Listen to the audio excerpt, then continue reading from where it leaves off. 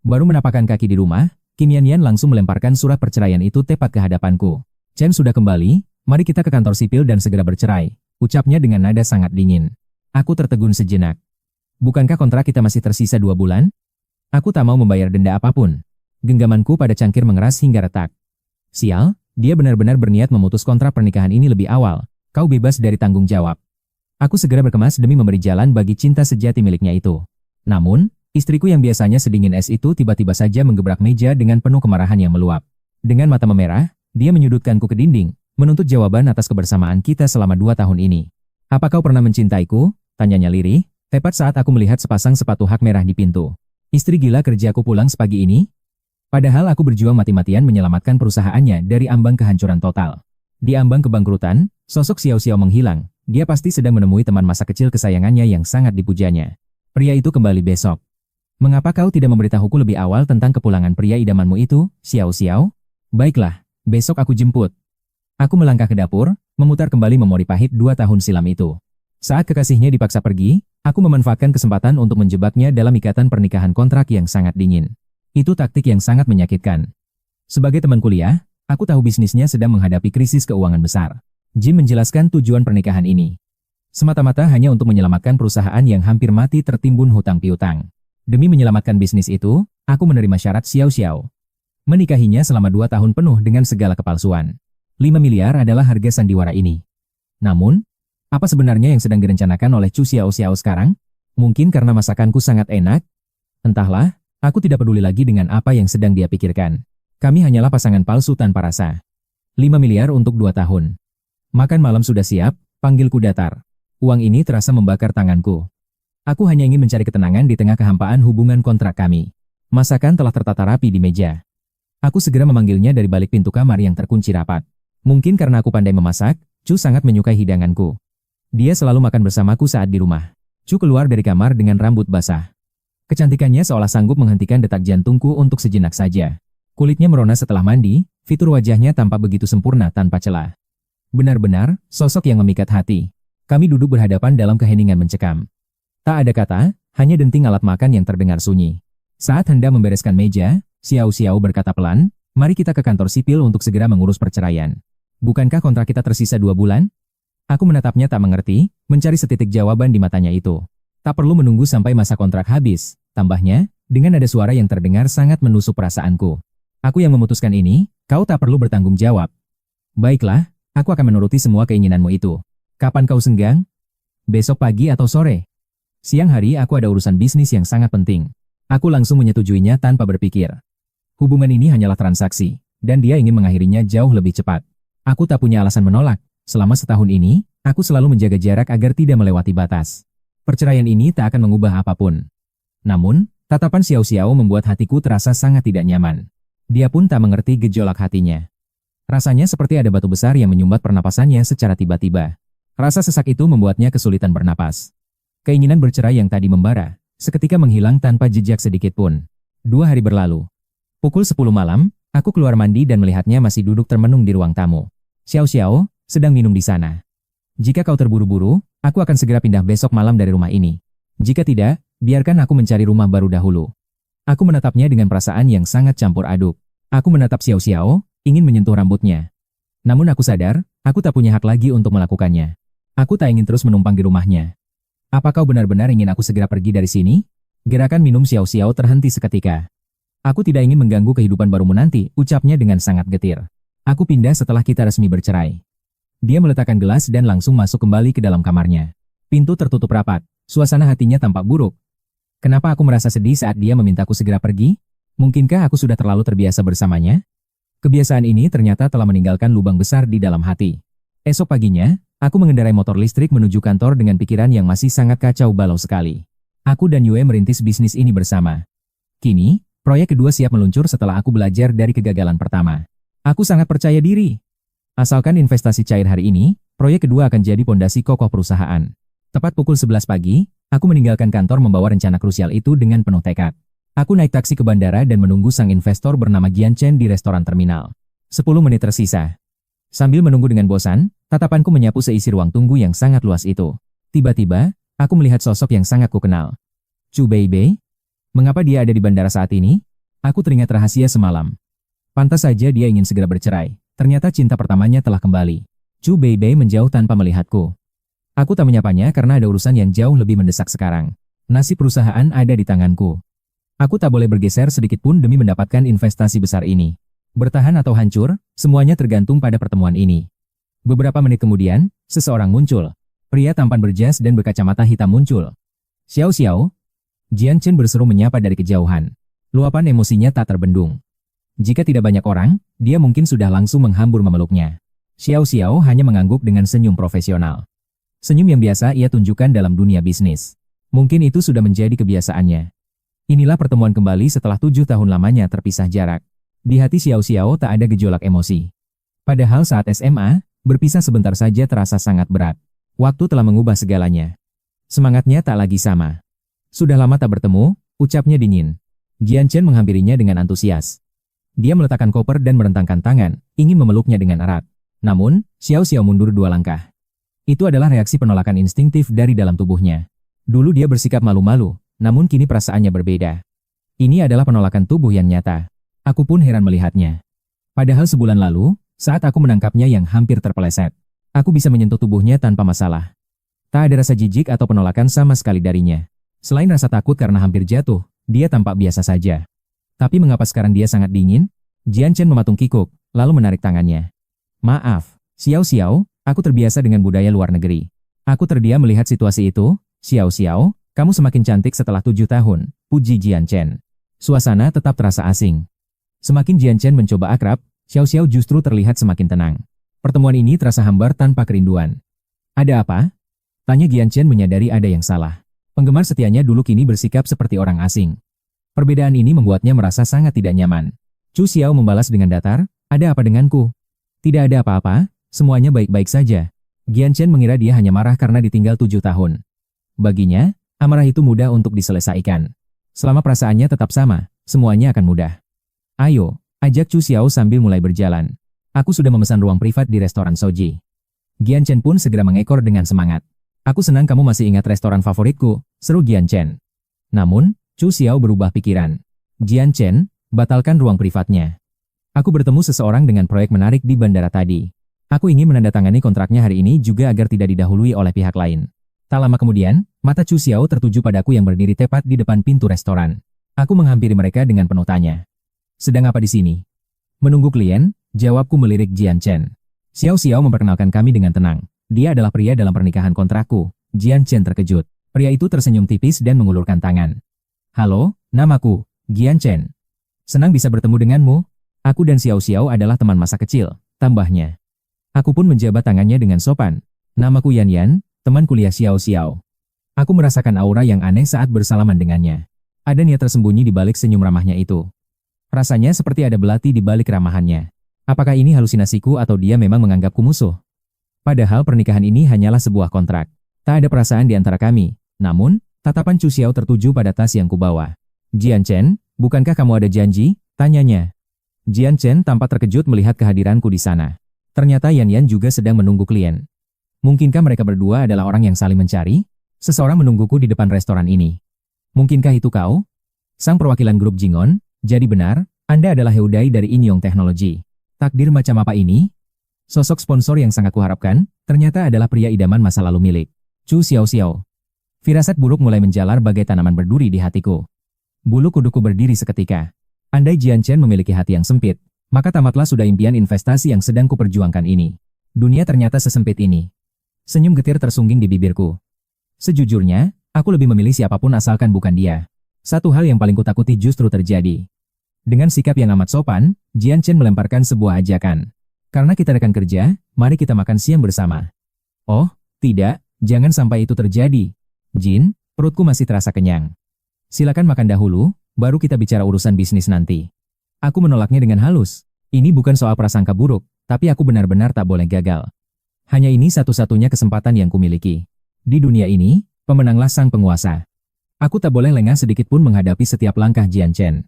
Aku hanyalah suami bayaran bagi Chu Xiao Xiao. Sedangkan mereka terlihat seperti pasangan sejati. Biarlah aku menyingkir. Ini sudah hampir jam 12 siang. Bagaimana mungkin kau tidak merasa lapar sama sekali? Mari makan bersama. Kita bisa membahas pekerjaan sambil menyantap hidangan, agar waktu kita tidak terbuang sia-sia. Usahaku untuk menjauh justru dipatahkan oleh kata-kata Chu Xiao Xiao. Jian Chen pun menatapnya sambil tersenyum setuju. Heudai, kita semua berteman, bukan?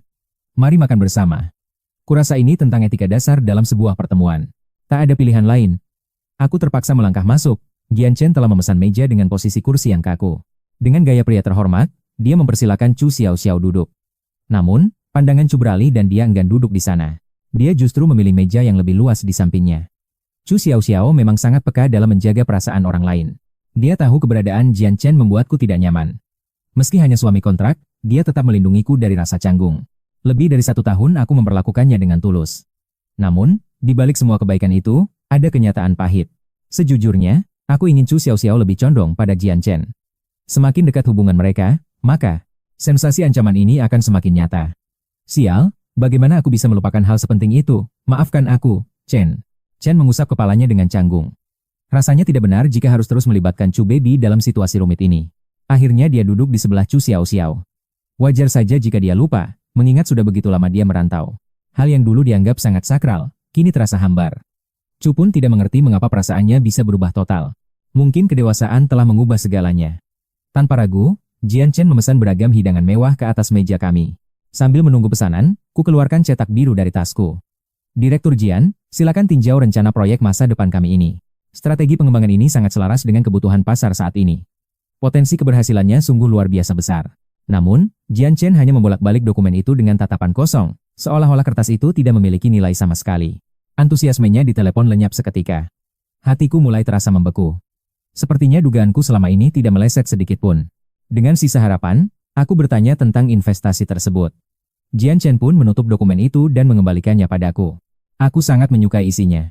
Namun, masalah investasi ini perlu kubicarakan terlebih dahulu dengan jajaran direksi perusahaan. Seperti yang kau ketahui, keputusan sebesar ini tidak bisa diputuskan secara sepihak oleh satu orang saja. Karena ini melibatkan risiko finansial yang cukup besar, maka aku akan menunggu kabar baik dari Anda, Direktur. Aku tertawa getir dengan hati membeku. Padahal kemarin di telepon, Jian Chen bilang rencana ini sudah sempurna. Bahkan aku sudah membawa draft kontraknya hari ini. Namun ternyata, proses negosiasi ini masih berjalan di tempat. Peluang investasi ini tampak kian menjauh. Apakah karena kualitas rencanaku, ataukah karena kehadiranku di sisi Chu? Instingku mengatakan alasan kedualah yang paling masuk akal. Hidangan pun mulai bermunculan satu persatu di meja. Jian Chen melahap makanannya dengan rakus sambil memuji rasanya.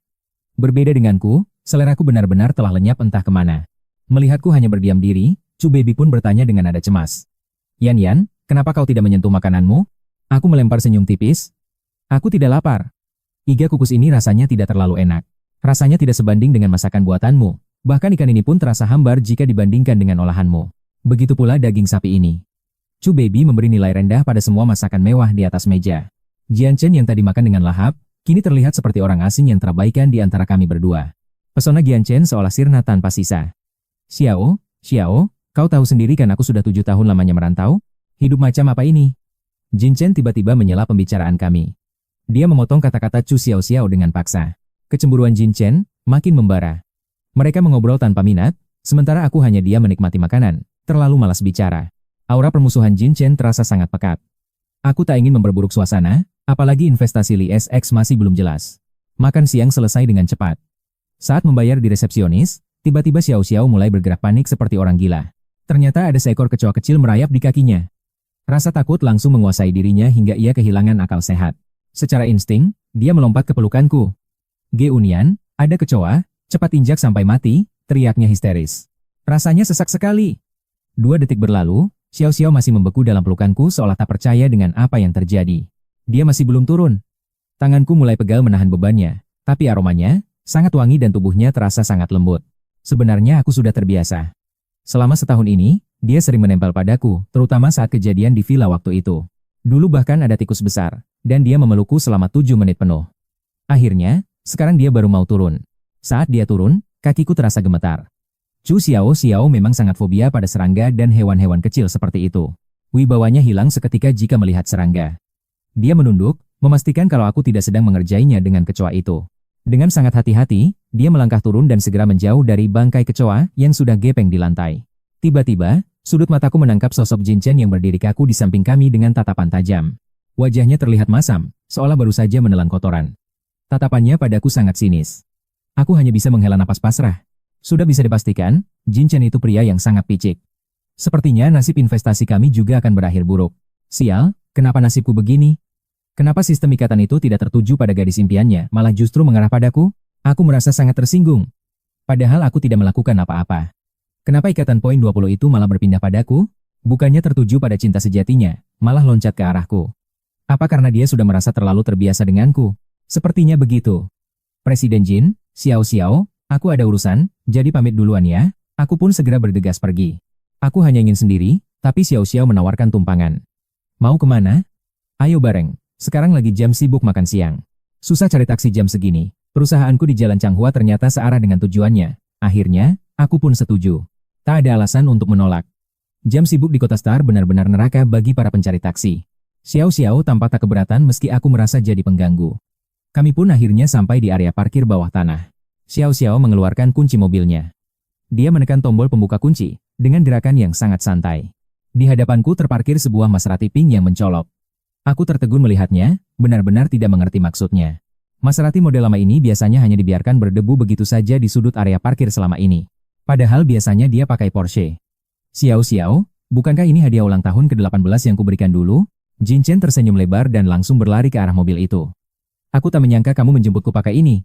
Dia menyentuh mobil itu dengan penuh nostalgia. Sekarang aku paham. Dulu saat skuterku rusak, mobil ini menganggur di sini. Hari itu ada urusan kantor yang sangat mendesak.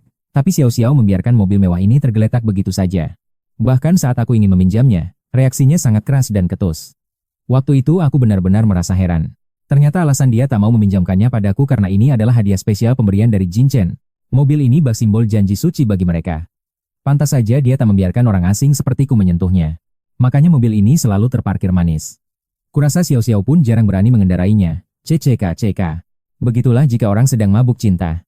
Saat hendak masuk mobil, Jin Chen berebut ingin duduk di depanku. Dia bersikap seolah sangat ingin berada di samping pengemudi. Aku hanya bisa mengalah melihat tingkah kekanak-kanakannya. Padahal duduk di kursi belakang jauh lebih lega. Setengah jam kemudian, aku sampai di kantor dengan pikiran kacau. Seluruh modal perusahaan habis untuk proyek kedua. Sekarang, mencari investor baru rasanya hampir mustahil dilakukan. Perusahaan terancam bangkrut lagi. Tapi Tuan Yu bilang investasi dari grup Sengon sudah hampir pasti didapat. Akhirnya kita punya uang untuk gaji, seru karyawan. Sudah 3 bulan mereka tidak menerima bayaran sepeser pun. Nasibku yang paling parah. Kalau gaji tak turun juga, aku benar-benar tak sanggup lagi untuk bertahan hidup. Perusahaan jalan di tempat, sementara tagihan terus menumpuk. Aku tiba di depan pintu kantor dengan perasaan berat. Bisikan-bisikan para karyawan mulai merasuki telingaku. Suasana hatiku jadi makin buruk dan terasa sangat meledak-ledak. Aku tak berani menatap mata mereka. Aku menyelinap ke ruanganku dan menghempaskan tubuh ke kursi dengan frustrasi. Aku meremas rambutku dengan penuh frustasi. Semua karyawan di perusahaan ini adalah adik kelasku sendiri. Alasanku menolak gaji tinggi di perusahaan besar demi membangun mimpi di sini ternyata hanyalah janji manis. Aku pernah berjanji membawa mereka ke puncak kejayaan, namun realita pahit kini menghancurkan segalanya. Perusahaan tak kunjung berkembang dan kini kami terancam bangkrut untuk kedua kalinya karena Jin Chen. Harapanku mulai pupus di tengah kegelapan ini. Tiba-tiba, suara ketukan pintu memecah keheningan yang menyesakan. Suasana tegang di kantor pun seketika buyar. Aku menarik napas dalam untuk menenangkan badai emosiku. Seorang gadis cantik dengan celana jin ketat dan rambut dikuncir tinggi melangkah masuk melewati pintu itu. Dia adalah rekan sekaligus sahabat masa kecilku. Kami tumbuh bersama dan memiliki ikatan yang sangat erat. Yan bertanya apakah Jin Chen sudah menandatangani kontraknya. Aku hanya bisa menggelengkan kepala dengan lesu. Kerja sama resmi dibatalkan. Jin Chen ternyata menyimpan rasa pada Chu Xiao, membuat ekspresi Yue terkejut. Sifat asli Jin Chen mulai terlihat. Siapa sangka rasa cemburu buta bisa menghancurkan kesepakatan bisnis kami. Tanpa niat investasi, dia duduk santai di meja. Tinggi badannya mencapai 165 cm.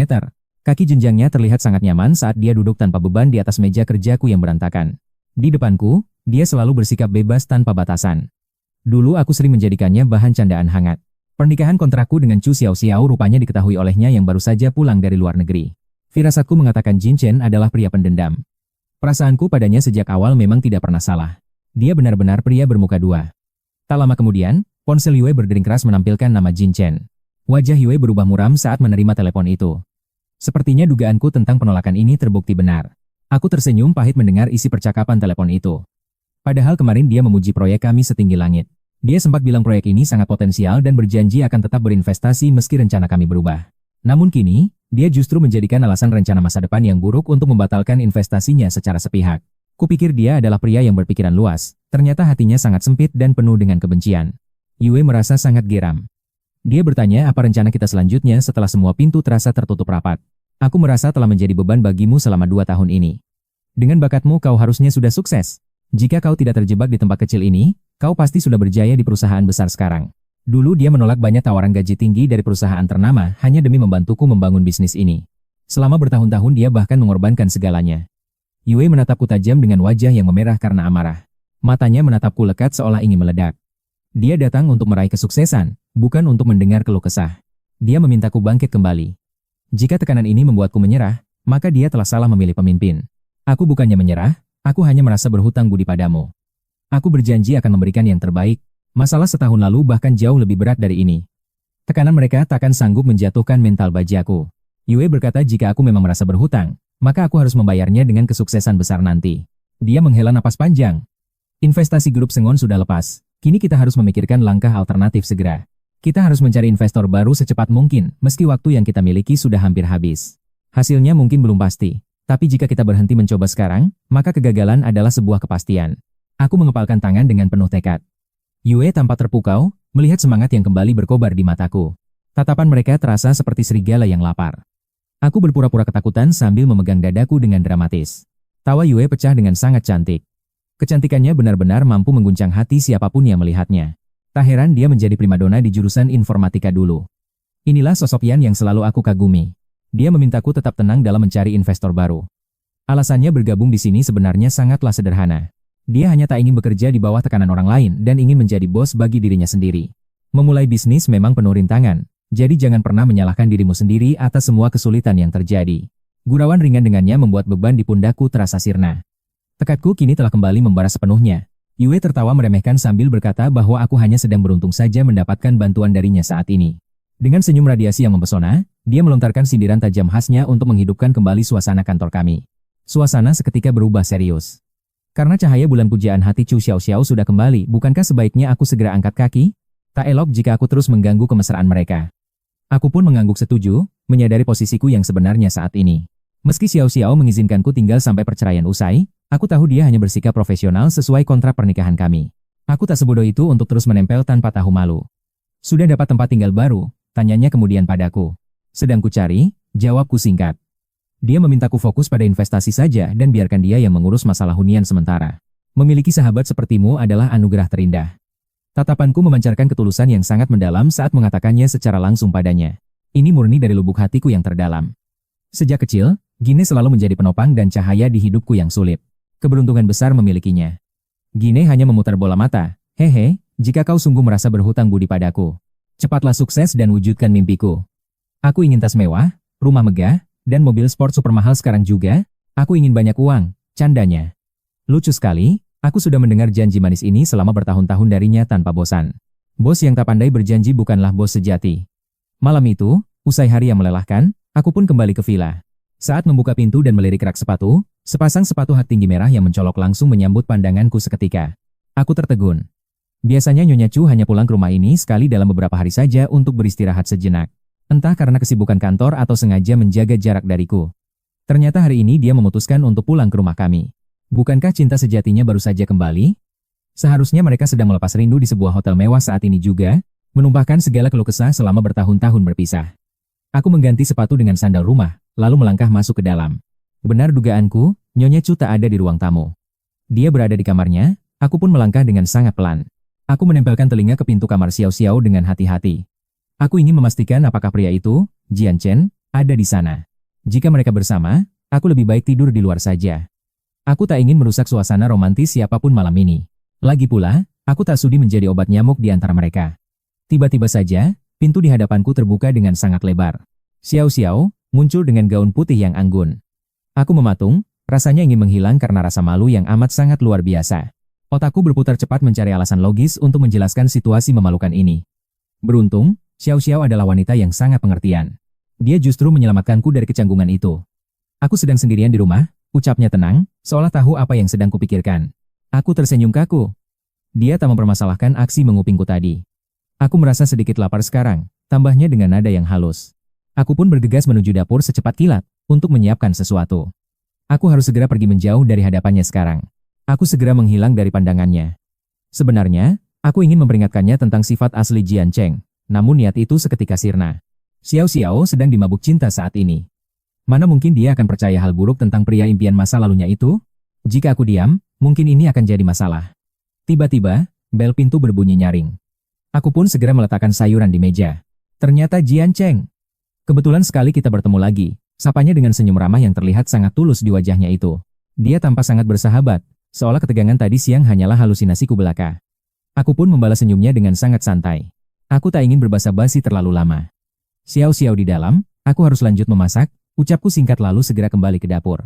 Hidup memang sandiwara, tapi berpura-pura di depan Jian Cheng terasa memuakan. Senyum ramah di wajahnya pun mendadak hilang seketika. Perubahan suasana hatinya sungguh drastis. Dia kini menatap dekorasi ruangan dengan binar bahagia dan penuh kepuasan yang mendalam. Dia melangkah menuju kamar Xiao Xiao dan mengetuk pintunya.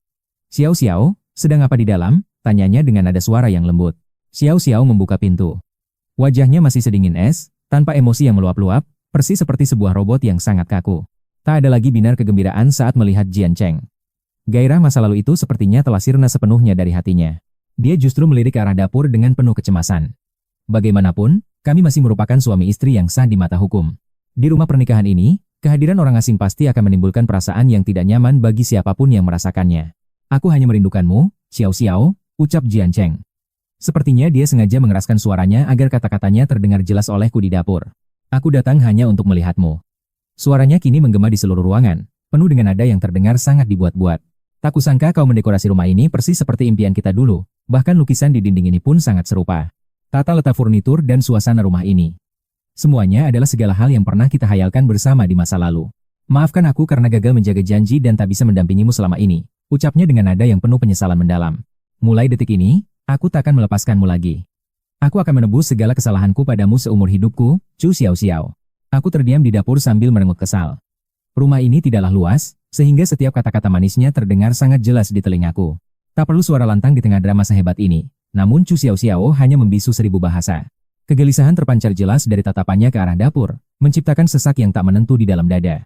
Status kami hanyalah pasangan kontrak, lantas mengapa emosi di tahun baru ini terasa begitu nyata mengusikku? Aku bergegas merapikan bahan makanan, lalu melangkah keluar sambil berpura-pura menerima panggilan telepon yang sangat penting. Ada apa dengan kalian? Masalah sepele seperti ini saja tidak becus ditangani, benar-benar kelompok tidak berguna. Perusahaan bisa hancur jika kalian terus begini. Tunggu aku. Biar aku yang turun tangan menyelesaikannya sekarang juga. Nona Chu, ada masalah mendesak di kantor. Sepertinya aku tak bisa pulang, pesanlah makanan untuk malam ini. Aku sangat percaya diri dengan aktingku. Aku harus pergi karena sandiwara kemesraan di depan umum ini memuakan. Mungkin bagi Chu Xiao Xiao ini romantis, tapi bagiku ini menjijikan hingga membuat bulu kudukku merinding hebat. Lebih baik aku lari dari situasi rumit ini. Chu Xiao Xiao, sepertinya langsung menyadari niat terselubungku untuk menghindar. Masaklah sesuatu untuk kalian sendiri. Jian Chen pasti tidak akan keberatan dengan hal kecil seperti ini, bukan? Jian Chen melirik Xiao Xiao sejenak. Jika urusanmu sepenting itu, pergilah dan selesaikan masalah kantormu dengan segera. Selama bertahun-tahun di luar negeri aku sering memasak. Meski tak sehebat koki hotel, rasanya cukup lumayan.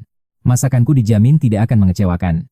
Chu Xiao Xiao tak bergeming, matanya terus menghujamku tepat di depan pintu. Nada bicaranya terdengar dingin dan penuh amarah. Di momen tahun baru ini, kita hanyalah teman biasa saja. Tindakanmu hanya akan mempersulit keadaan kita. Aku terpaku, tak menyangka Chu Xiao Xiao akan membongkar kebenaran sepahit itu. Mungkinkah aku salah duga? Ternyata Jian Chen bukanlah cinta pertama yang selalu ia dambakan selama bertahun-tahun ini. Kata teman biasa itu bagai belati yang menusuk Jian Chen. Ia mengepalkan tangan, menahan emosi yang mulai membara. Aku tersenyum canggung ke arahnya, lalu segera memutar langkah kembali menuju kehangatan dapur yang sunyi.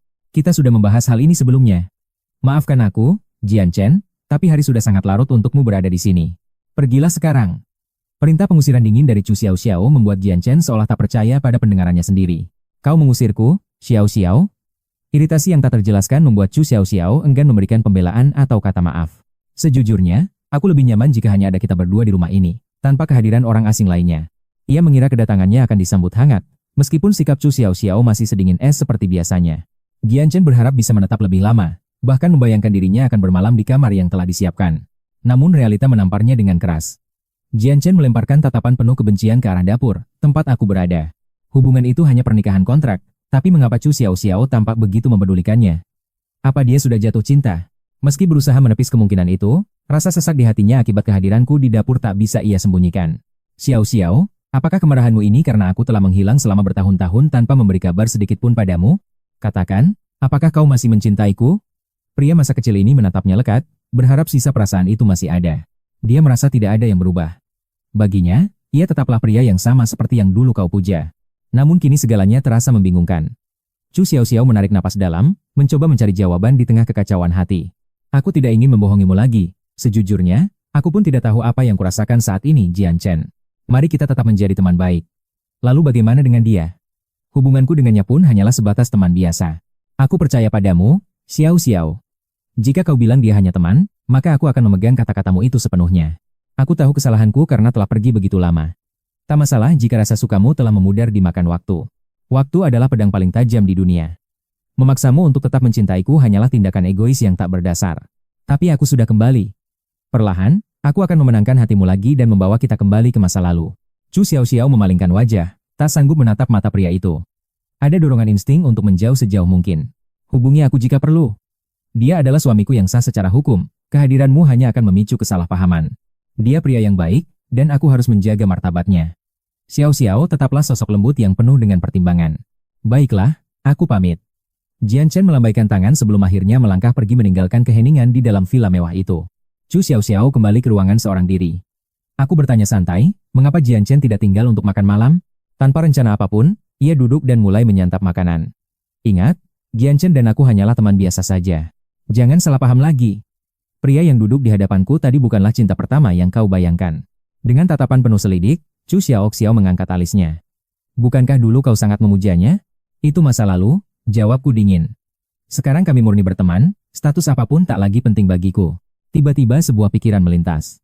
Besok kau ada waktu? Ayo kita selesaikan urusan perceraian kita secepatnya. Wajahnya menegang seketika. Aku sedang sangat sibuk, kenapa kau begitu terburu-buru ingin melepaskan diri dariku? Seketika, selera makanku lenyap tak berbekas. Chu Xiao Xiao meletakkan alat makannya dengan ekspresi yang sangat sulit dibaca. Suasana makin mencekam. Bukankah ini keinginanmu? Gumamku. Esok paginya, aku melangkah ke kantor dengan perasaan berat. Baru saja aku menduduki kursi kebesaranku, beberapa orang masuk dengan langkah gontai dan wajah penuh beban. Firasat buruk mulai menghantuiku. Para karyawan veteran itu berdiri membisu, menatapku dengan sorot mata yang menyayat hati. Gadis berkacamata itu akhirnya memberanikan diri bicara. Suaranya gemetar hebat, menahan tangis yang hampir pecah di hadapanku. Maafkan kami, bos. Kami tahu perusahaan sedang di ujung tanduk, tapi kami benar-benar sudah tidak sanggup lagi. Dia menceritakan kesulitan keluarganya. Pernikahan adiknya terancam batal jika dia tidak segera mendapatkan uang dalam jumlah besar. Satu persatu yang lain mulai bicara dengan nada putus asa. Harapan mereka hancur, dan aku hanya bisa terpaku. Rumor kegagalan investasi dari grup Senfen telah menyebar luas. Mereka ingin mengundurkan diri demi menyambung hidup keluarga mereka. Kami butuh makan, Pak, ucap salah satu dari mereka. Kata-kata itu menghujam jantungku layaknya belati yang sangat tajam. Keputusasaan memenuhi ruangan itu. Aku memalingkan wajah, tak sanggup menatap mata mereka yang penuh dengan rasa bersalah. Selama bertahun-tahun mereka setia meski gaji kecil. Aku telah memberi mereka sejuta janji manis yang kini terasa kosong. Mereka bekerja melampaui batas demi impianku. Namun, dedikasi tinggi saja tidak akan pernah bisa mengisi perut mereka yang lapar. Mereka adalah karyawan terbaik yang pernah kumiliki. Jika mereka pergi, mungkinkah impian besar ini akan berakhir selamanya? Aku ingin menahan mereka, tapi itu sangat egois. Uang adalah kenyataan pahit yang tak mungkin bisa aku abaikan. Namun jika aku melepaskan mereka sekarang, perjuangan berdarah-darah selama bertahun-tahun ini akan hancur menjadi abu seketika. Sambil memaksakan senyum getir yang menyakitkan, aku memohon. Beri aku waktu 5 hari lagi, tolonglah aku sekali ini. Jika investasi tak kunjung datang, aku berjanji akan menjual seluruh aset perusahaan demi membayar hak-hak kalian semua.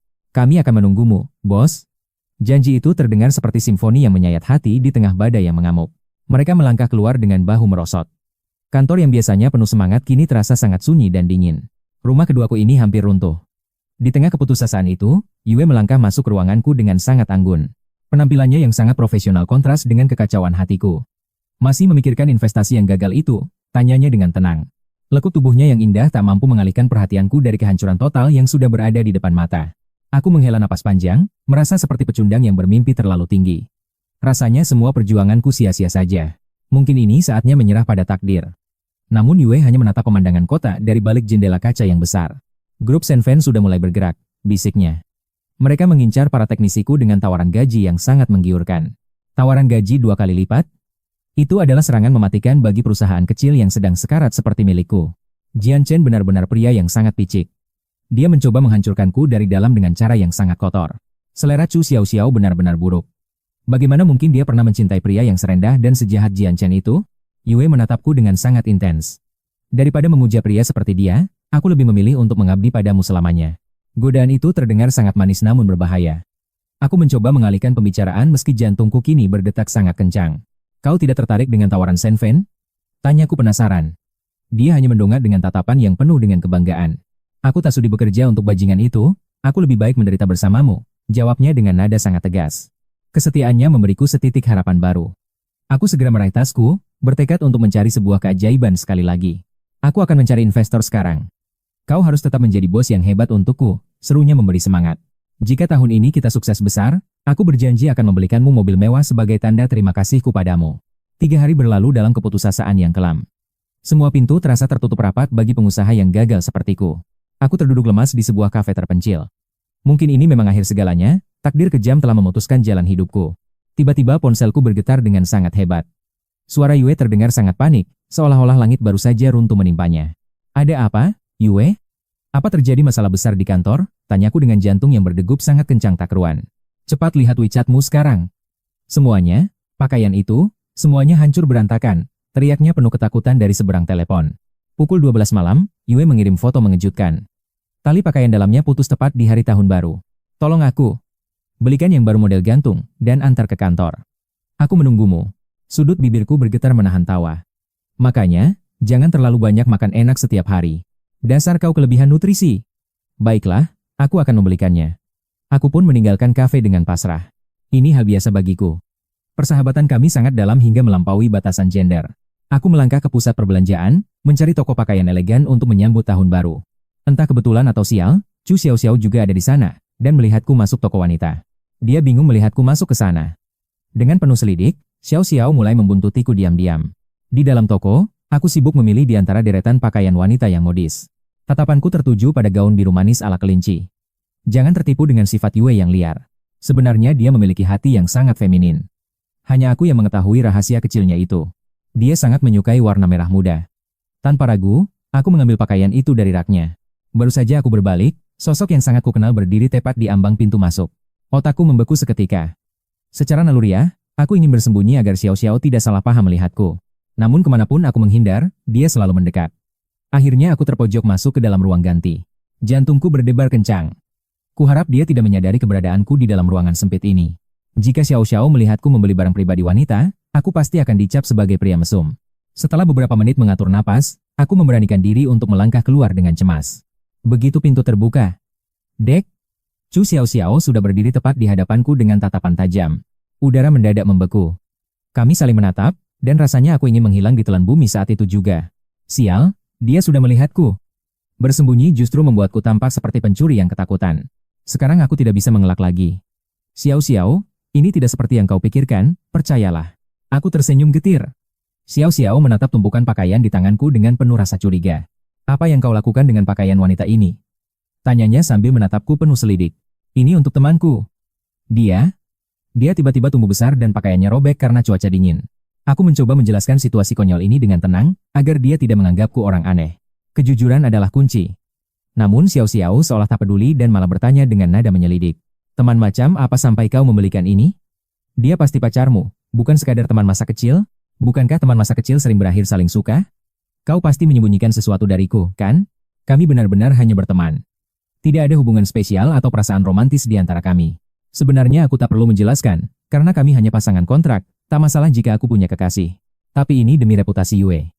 Sebagai sahabat, aku harus melindunginya agar tidak menjadi skandal memalukan. Dia bukan pacarku, sumpah. Xiaoxiao akhirnya mulai percaya, meski ada perasaan aneh di hatinya. Entah mengapa, rasa lega menyelimuti hatinya. Kegelisahan yang tadi dia rasakan kini perlahan menghilang. Kantormu kan sangat jauh? Mengapa kau tiba-tiba ada di sini untuk membeli pakaian? Xiaoxiao bertanya dengan bingung. Aku mengaku bahwa belakangan ini aku memang jarang ke kantor. Lalu apa yang kau lakukan setiap hari? Aku sedang sibuk mencari investor untuk proyek baru. Xiaoxiao menyipitkan mata. Bukankah Jiang Chen yang seharusnya memberikan investasi pada perusahaanmu? Aku mengangguk lemas. Tuan Jiang bilang proposal kami masih butuh banyak perbaikan agar sempurna. Dia bahkan menjemputmu di bandara. Artinya dia sangat tertarik. Bagaimana mungkin dia tidak puas? Dia tetap menolak investasi itu. Aku hanya tersenyum tipis, membuat Xiao Xiao merasa ada yang janggal. Investasi memang hal serius. Aku tidak ingin menjelekkan orang lain, jadi aku memilih untuk diam. Kemampuan Xiao Xiao di dunia kerja memang luar biasa. Tak heran dia sesukses ini di usia muda. Dia memimpin perusahaan raksasa dengan sangat hebat. Baiklah, aku pergi dulu, ada urusan. Aku segera bergegas pergi. Saat Xiao Xiao menoleh, punggungku sudah menghilang jauh di kejauhan. Bayangan itu perlahan memudar, menghilang dalam sunyi malam di pukul 22:30. Aku menyeret tubuh lelahku pulang, namun villa itu justru terang benderang menyambut kedatanganku. Di rak sepatu, sepasang hak tinggi merah itu begitu mencolok, membuat jantungku seketika berdesir. Tak disangka, Chu Xiao Xiao ada di rumah, ini sudah hari ketiga dia pulang berturut-turut. Kejadian yang sangat langka, apalagi saat sahabat masa kecilnya sedang berada di negara ini. Sepertinya Xiao Xiao tak lagi peduli pada Jian Cheng. Ada rasa lega yang menyelinap di hatiku. Jian Cheng bukan pria baik, dia tak pantas dipuja-puja seperti bunga yang sedang bermekaran. Tanpa alas kaki aku mendekat, dikejutkan oleh sosok Xiao Xiao yang tengah termenung di sofa. Biasanya dia langsung mengurung diri di kamar. Tapi malam ini, dia tampak begitu hampa. Kau sudah pulang? Suaranya memecah keheningan, mengusik batinku yang sedang tidak tenang. Aku mengangguk pelan. Dia bertanya mengapa aku terlambat, sementara aku bingung kenapa dia belum tidur. Aku sibuk mencari investor. Dia menatapku tajam. Lalu, apakah ada kabar baik hari ini? Kukatakan bahwa Jian Cheng menolak berinvestasi. Ini murni bisnis, tak ada hubungannya dengan identitas kita. Aku hanya takut kau salah paham. Aku mencoba tersenyum meski hatiku terasa sedikit getir. Jian Cheng pria hebat, kau hanya belum akrab dengannya. Nanti kau akan mengerti, ucapnya membela. Aku tersenyum pahit tanpa kata. Dia tak tahu betapa busuknya pria yang dia puji itu. Aku tak punya bukti untuk membongkar kedoknya. Jika bicara sekarang, aku hanya akan terlihat picik. Jika butuh dana, kenapa tak bilang padaku? Kalimatnya seketika membuat duniaku terasa berhenti berputar. Jumlahnya tak sedikit. Aku merasa harga diriku tak sebanding dengan angka yang ia tawarkan. Dia mengulurkan tangannya yang halus. Baginya, perencanaan perusahaanku masih jauh di bawah standarnya. Bawa ke kantor besok. Aku terpaku. Nilai investasi itu benar-benar angka astronomis bagi orang sepertiku. Kenapa dia mau melakukan ini? Sejak kapan hubungan kami menjadi seakrab ini di matanya? Aku tersadar, bagi pewaris kaya sepertinya, uang sebanyak itu mungkin tak ada artinya sama sekali. Kita ini teman, jawabnya santai. Mungkin bagi Xiao Xiao, persahabatan 2 tahun ini memang berharga. Saling membantu itu wajar, tapi aku harus melihat proposalmu dulu. Aku tak mau rugi. Aku beranjak menuju kamar. Istirahatlah, ini sudah larut malam. Selamat tidur, Chu Xiao Xiao. Sebagai presidir perusahaan besar, dia punya kuasa penuh. Tapi bantuan ini terasa terlalu berat. Di balik kedok investasi bisnis, ada kebaikan egois yang membuatku merasa sangat berutang budi. Beban ini menghimpitku. Rasanya hubungan kami belum sampai ke tahap untuk menerima bantuan sebesar ini.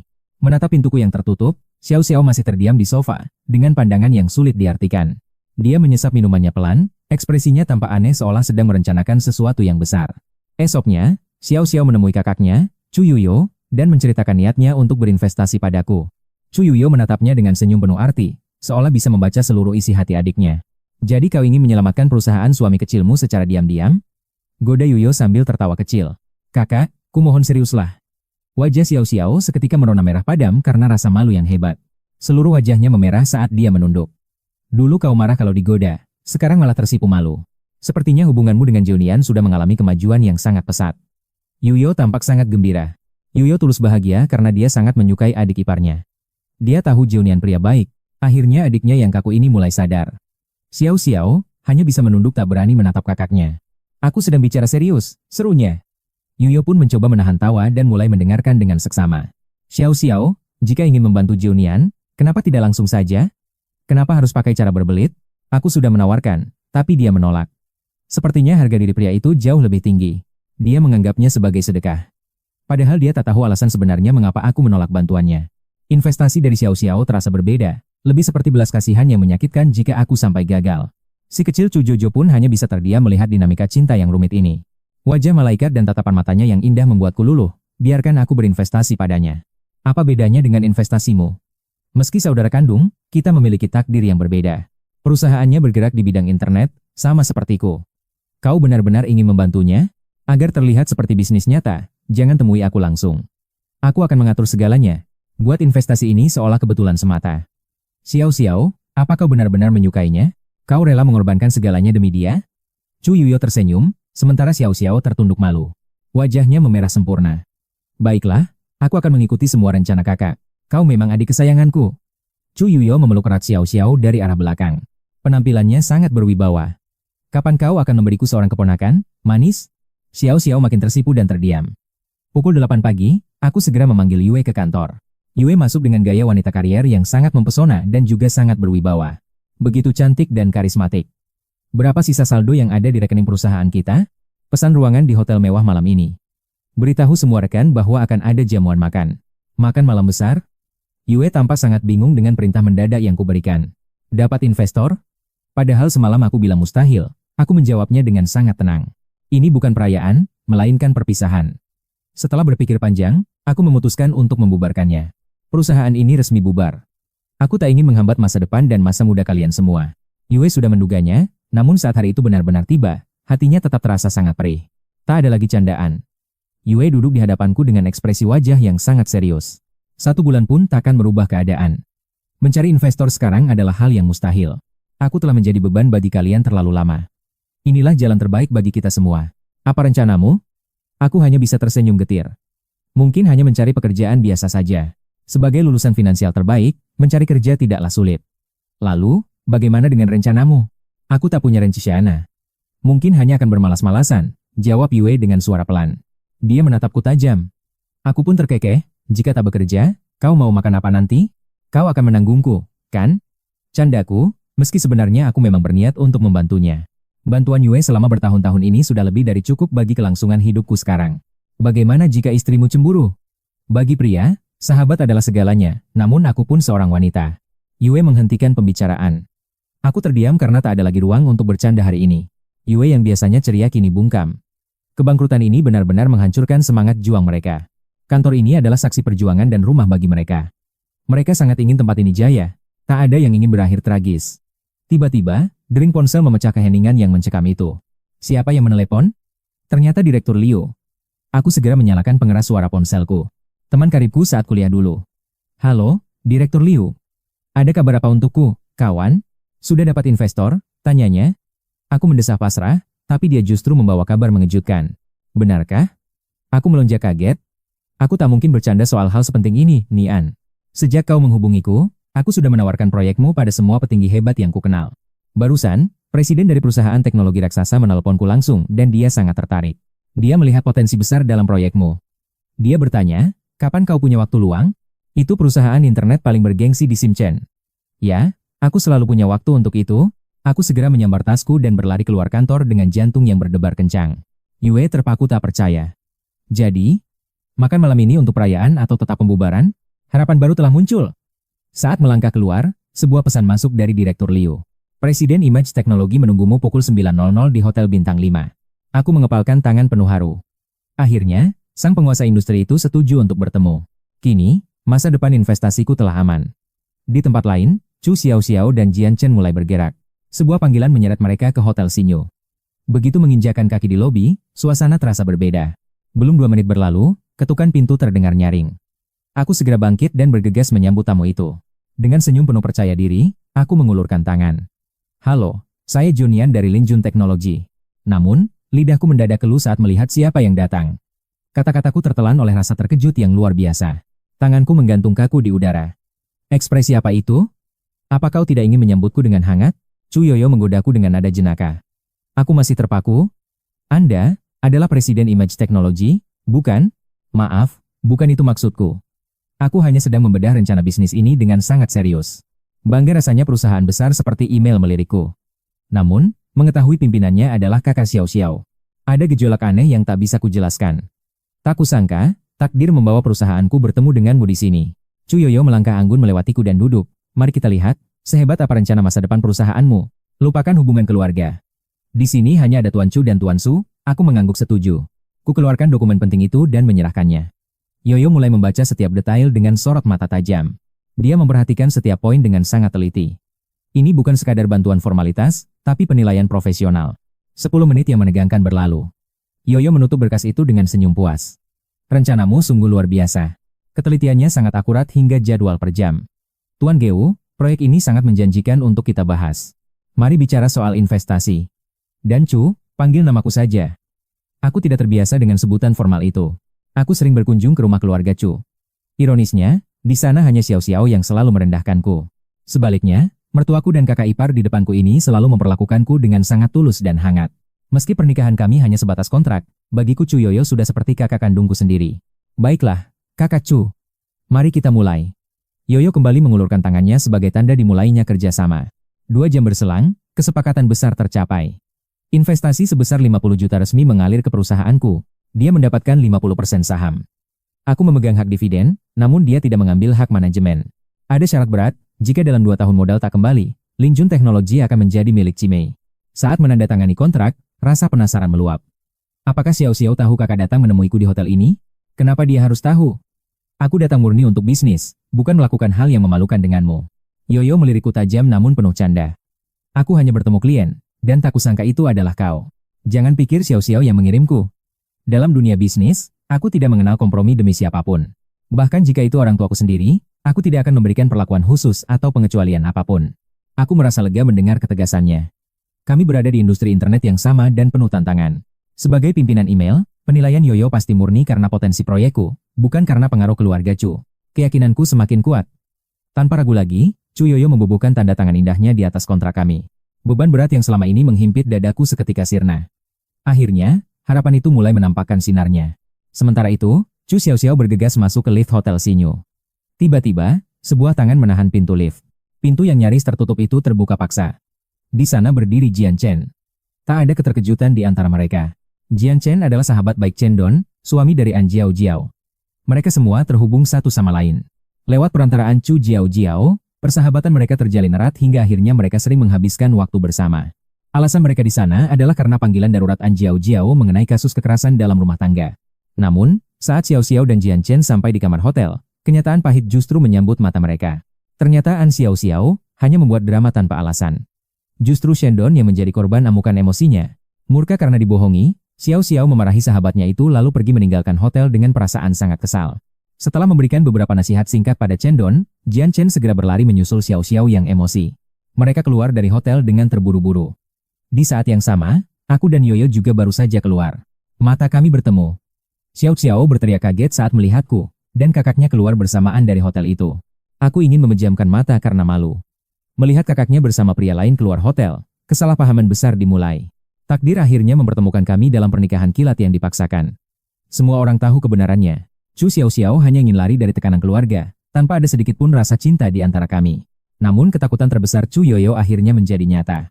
Tragedi pengkhianatan topi hijau itu dimulai pagi ini. Sialnya, hari baru saja dimulai saat aib memalukan itu mendarat tepat di atas kepala sang adik ipar. Perselingkuhan itu terbongkar. Aku menatap tajam Chu Xiao Xiao dan pria di sampingnya yang menyerupai sosok Jian Chen. Seketika aku menyadari sesuatu dan menggelengkan kepala. Bagaikan bunga indah yang mekar di atas kotoran sapi, ternyata dia masih seorang budak cinta.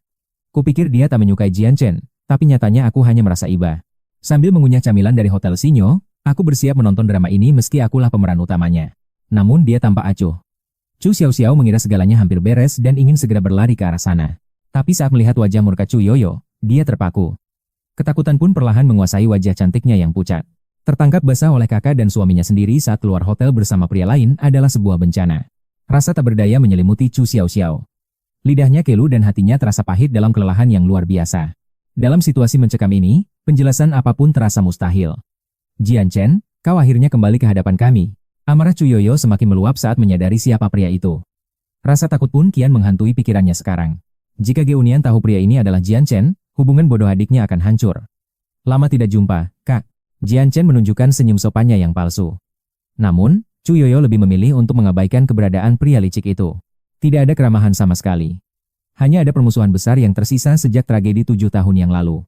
Dialah pria yang tega mencampakkan adiknya demi warisan. Jangan panggil aku kakak, aku bukan kakakmu lagi. Adikku hanya satu.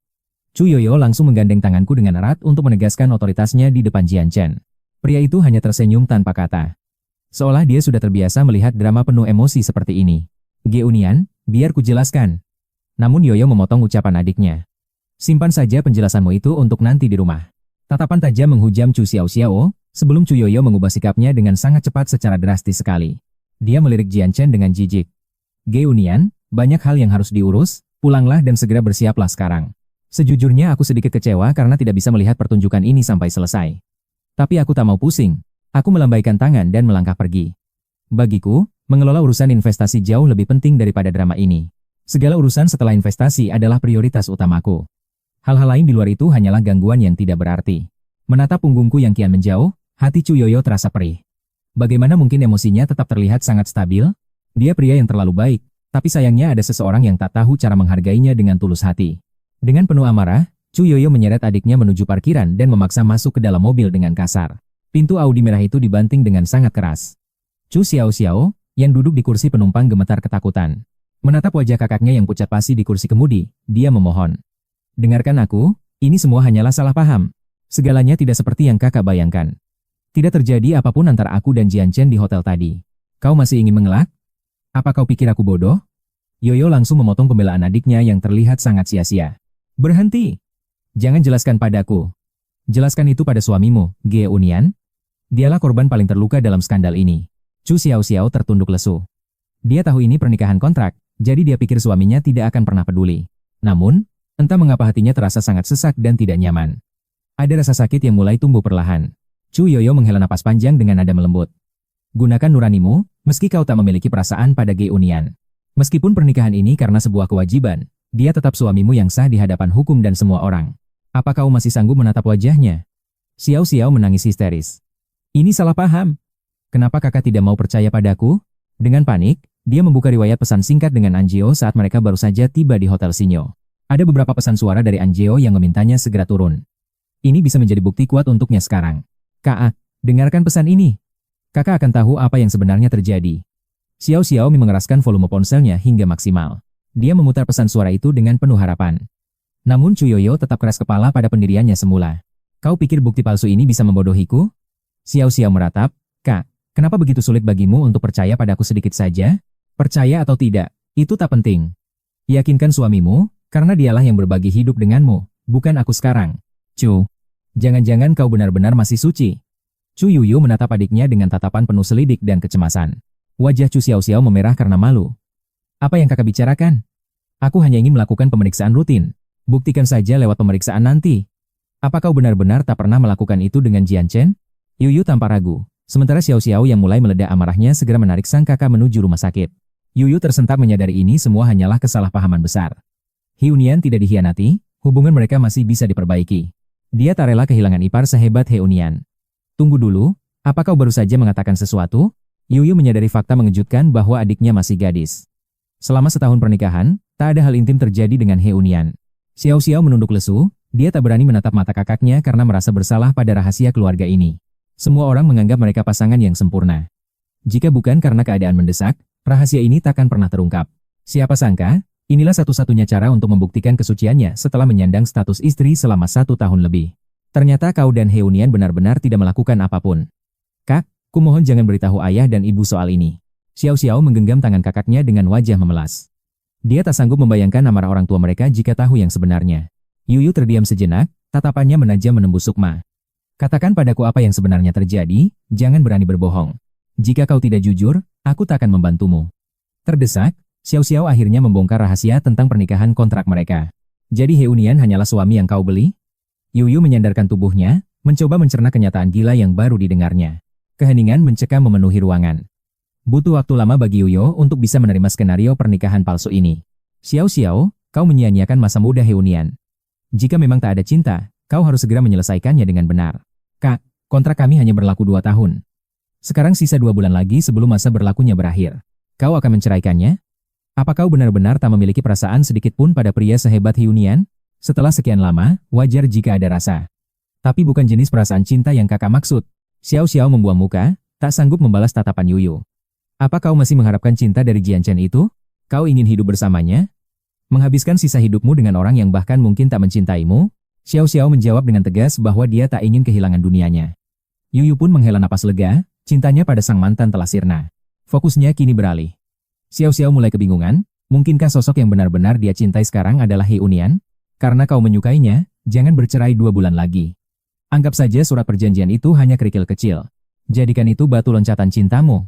Tapi He Unian bersikap dingin, kau pasti sudah melihat reaksinya tadi. Jika dia tak peduli, maka itu adalah salahmu sendiri. Kau selalu bersikap kaku, dan dingin di hadapannya.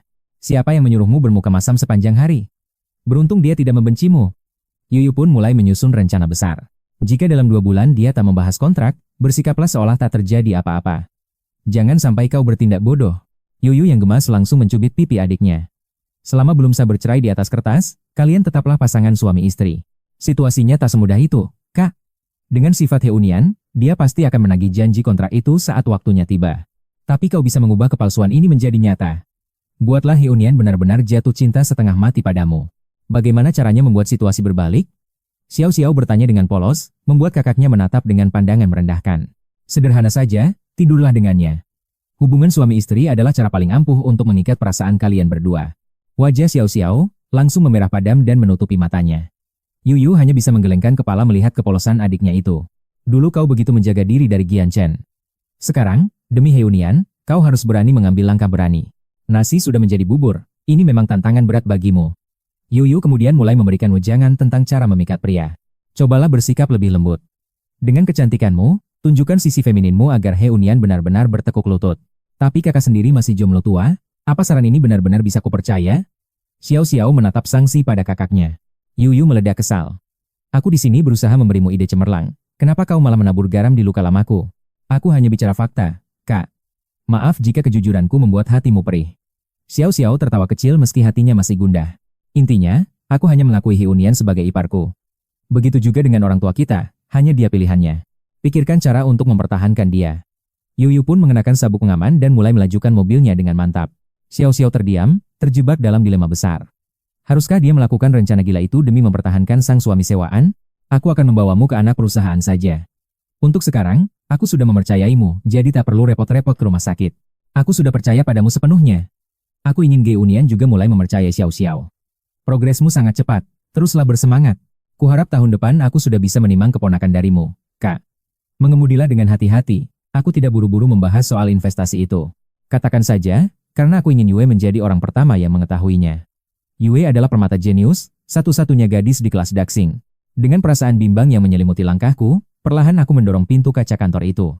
Seketika tatapan tegang tertuju padaku. Bagaimana, Geunian? Apa kau sudah tanda tangan? Aku hanya menggeleng lesu dengan wajah putus asa. Senyuman di wajah Yue seketika membeku. Dia terdiam sejenak sebelum akhirnya memaksakan senyum tipis. Tak apa, gagal pun hal yang wajar. Lagi pula, kita hanyalah perusahaan kecil. Aku memang kurang pengalaman dan tidak memiliki bakat yang memadai. Sangat wajar jika Mei tidak tertarik pada kita. Jangan terlalu sedih ya. Mendengar itu, aku pun mengeluarkan sebuah dokumen dari tasku. Aku meletakkan dokumen itu tepat di depan Yue. Dia mengangkat alisnya, lalu mulai membaca dengan mata yang perlahan terbelalak kaget. Tiba-tiba dia melompat kegirangan sambil berteriak histeris. Dia memelukku sangat erat. Geunian. Luar biasa. Kita benar-benar mendapatkan investasinya. Perusahaan kita akhirnya selamat dari kebangkrutan. Kau tahu? Selama beberapa hari ini, aku bahkan tidak berani untuk memejamkan mata. Karena setiap kali aku tertidur, aku selalu bermimpi perusahaan ini hancur dan kita semua terpaksa harus berpisah. Sekarang, akhirnya aku bisa tidur dengan tenang. Tanpa sadar, 2 butir air mata yang bening mengalir membasahi pipi Yue. Aku menggelengkan kepala melihat tingkahnya, meski hatiku ikut terenyuh. Hei, kenapa kau memelukku seerat ini? Kau kan sudah dewasa, kenapa masih manja seperti anak kecil? Ucapku sambil cemberut pelan, padahal kami hanyalah sahabat karib. Apa salahnya dengan sebuah pelukan?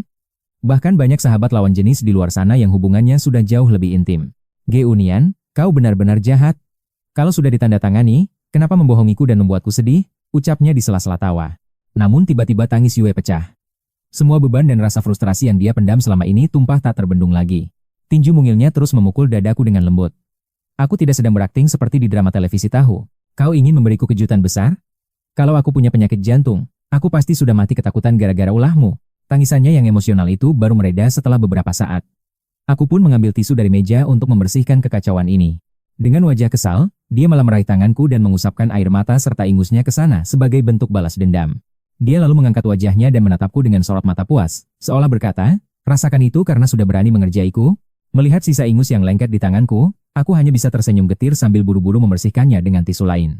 Yue pun kembali tenang. Dia menatap angka investasi di kontrak itu dan bertanya dengan bingung, kenapa nilainya sampai 50 juta? Bukankah ini terlalu berlebihan? Mei bahkan tidak bernegosiasi. Sebenarnya, Presiden Direktur Mei adalah kakak perempuan Chu Xiao Xiao. Meskipun Chu Xiao Xiao bilang dunia bisnis adalah medan perang yang kejam, namun entah mengapa. Dia sepertinya memberiku sedikit rasa hormat sebagai calon ipar. Aku hanya menambahkan satu kesepakatan taruhan, kau bisa mempelajarinya sendiri. Yue duduk kembali di mejanya, membuka kontrak itu, dan membacanya sekali lagi. Dia tampak benar-benar sangat terkejut. Ini artinya kau sudah menutup jalan mundur kita? Kurasa begitu. Mei itu raksasa. Jika kita gagal pun, bergabung dengan mereka adalah pilihan bagus. Itu kan bagi mereka, tapi kau juga sudah menjualku. Yue menoleh dan melemparkan senyuman menggoda yang sangat memikat. Tapi kalau dipikir-pikir, bukankah ini artinya kau hanya menumpang hidup dari hasil kerja keras orang lain? Bagaimana bisa aku disebut menumpang hidup? Aku benar-benar bingung dengan tuduhan Yue yang tiba-tiba itu. Bisa menandatangani kontrak ini kan karena identitasmu dan hubunganmu dengan Chu Xiaoxiao. Bukankah itu artinya kau memanfaatkan koneksi? Jika itu yang kau maksud, maka memanfaatkan koneksi juga merupakan sebuah keahlian yang patut diperhitungkan. Iri saja padaku. Dalam bisnis, kerja keras memang perlu, tapi kepentingan dan keuntungan bersama jauh lebih menentukan. Aku yakin Chu Yuyu melihat segalanya dari sisi profit. Kontrak yang kutandatangani ini bukan sekadar karena faktor hubungan pribadi belaka. Jadi aku tidak merasa telah memanfaatkan siapapun, kecuali jika semua ini memang merupakan sebuah konspirasi yang besar. Yue mencondongkan tubuhnya semakin dekat ke arahku dengan tatapan menyelidik. Aku masih tidak yakin soal Ge-Unian, apa investasi ini bukan sengaja diberikan? Seberapa dekat sebenarnya hubunganmu dengan Chu Xiaoxiao dan kakaknya itu? Hubunganku dengan Chu Xiaoxiao hanya rekan bisnis normal, maksimal kami hanyalah teman yang cukup dekat. Mengenai adiknya, dia memang orang yang sangat baik, tapi hubungan kami benar-benar hanya sebatas kakak dan adik biasa. Sangat kecil kemungkinan ini disengaja.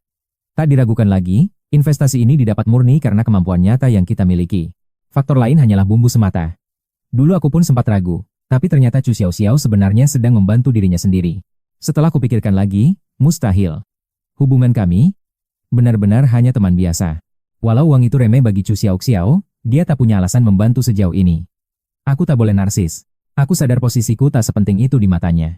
Sambil melamun, kupindahkan kotak ikan itu ke kursi. Heunian menyandarkan tubuhnya, memejamkan mata dan menghela napas lega. Akhirnya, perusahaan ini berhasil bertahan. Akhirnya aku bisa bernapas tenang. Kutatap Yue di depanku. Bagaimana?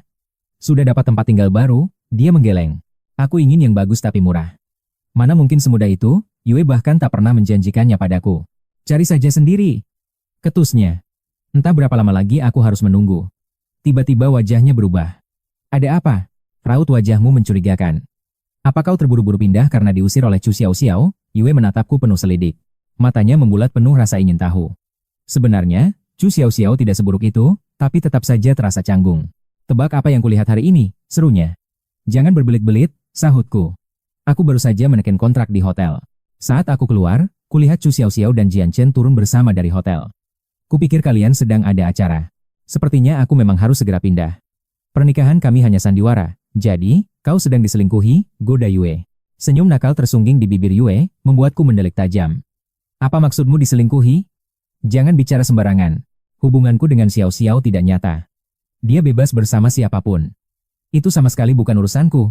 Tapi secara resmi kalian suami istri. Itu tetap saja perselingkuhan. Rasanya, aku ingin sekali menjahit mulut Yue itu. Yue kembali bertanya dengan nada usil. Bagaimana perasaanmu melihat Chu Xiaoxiao bersama Xian Chen? Sakit hati, tidak. Apa yang harus kurasakan? Itu bukan urusanku. Jawabku ketus. Tapi Yue malah tersenyum. Padahal Xiaoxiao sangat cantik. Dia istrimu setahun lebih dan kau tinggal bersamanya. Jangan bilang kau tak punya perasaan padanya. Kau juga sangat cantik, Yue. Kita bahkan tumbuh besar bersama. Kalau mengikuti logikamu, harusnya aku juga naksir padamu, kan? Mungkin saja kau yang sebenarnya mengkhawatirkanku setiap hari. Iya, kau benar. Aku jadi mulai meragukan niatmu padaku, Yue. Candaku sambil tertawa lepas. Dia keluar ruangan dengan senyum menggoda. Tak lama, Yue kembali membawa kabar gembira tentang investasi baru. Kabar kontrak itu tersebar ke seluruh staf. Seketika, studio kecil kami meledak dalam sorak-sorai kebahagiaan. Senyum lebar kini menghiasi wajah setiap orang. Harapan baru membuncah, menghapus suasana suram yang menyelimuti kami. Ruangan yang tadinya menyesakan, kini penuh gelak tawa. Tepat jam 3 sore, Yue kembali ke ruanganku. Sudah dapat rumah? Tanyanya. Aku masih terpaku di depan layar komputer, fokus membereskan urusan investasi Shimei. Tak seperti biasanya, dia duduk tenang di hadapanku. Kau bilang ingin cepat pindah tapi kenapa belum cari? Waktuku sangat terbatas karena urusan investasi ini. Mungkin aku akan menginap di hotel untuk sementara. Kita belum untung, tapi kau sudah mau foya-foya? Godanya. Aku hanya mengangkat tangan, menunjukkan ekspresi pasrah. Teman sekamarku baru saja pindah.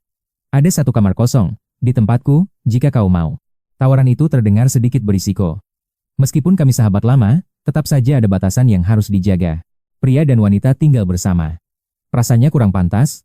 Namun, di sisi lain, pilihanku sangat terbatas sekarang. Kita harus menjaga jarak, Yue, seruku. Tapi dia hanya mendengus santai seolah tidak peduli dengan kekhawatiranku. Kita kan pernah tidur seranjang. Apa salahnya tinggal bareng? Jariku seketika membeku di atas keyboard. Sudut bibirku berkedut hebat. Itu kan saat kita masih anak-anak. Jangan bicara seolah kita melakukan hal aneh. Apa aku salah bicara? Tanyanya polos. Ini konyol. Meskipun dia menganggapku sahabat, aku tetaplah seorang pria.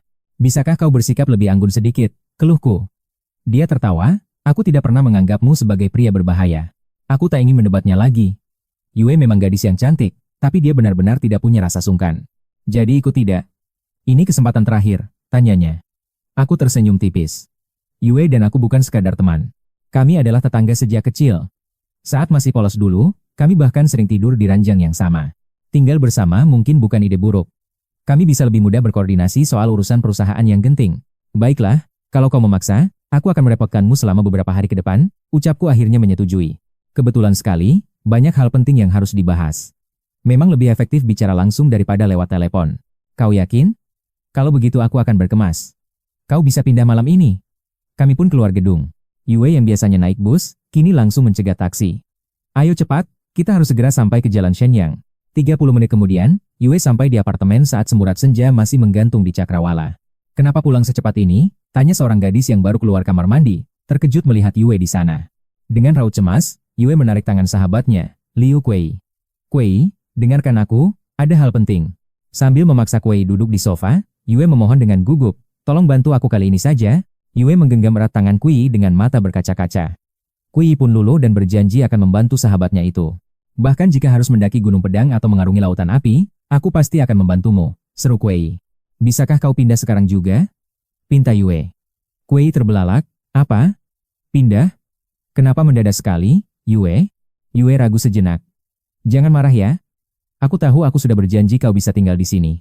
Mulut Liu Kuei menganga lebar karena syok. Hal sebesar ini, kenapa kau tidak bilang dari awal? Sekarang aku harus pindah mendadak? Lalu aku tinggal di mana? Kui benar-benar merasa frustrasi saat itu.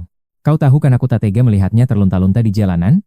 Dia itu teman baikku, seru Yue. Zaman sekarang mana ada yang tidur di jalan? Hotel kan banyak. Kenapa aku yang harus berkorban?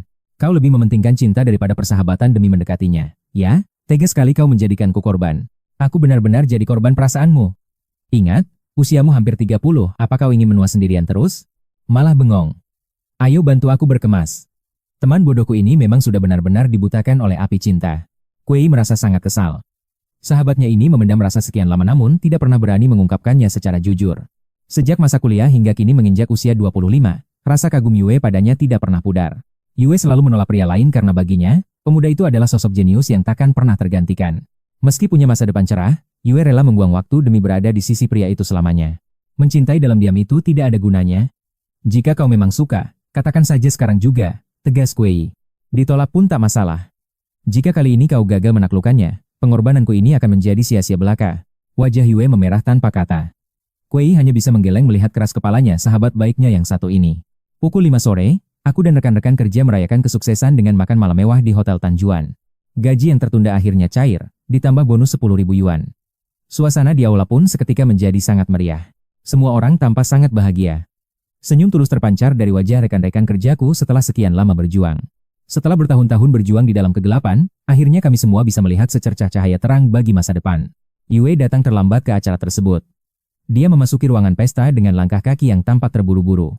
Mengenakan gaun bunga-bunga, Yue terlihat jauh lebih manis dan mempesona dibandingkan saat ia memakai seragam kerja harian. Cahaya lampu menyinari sosoknya yang cantik jelita. Entah aku mabuk atau tidak, tapi dia terlihat sangat berkilau.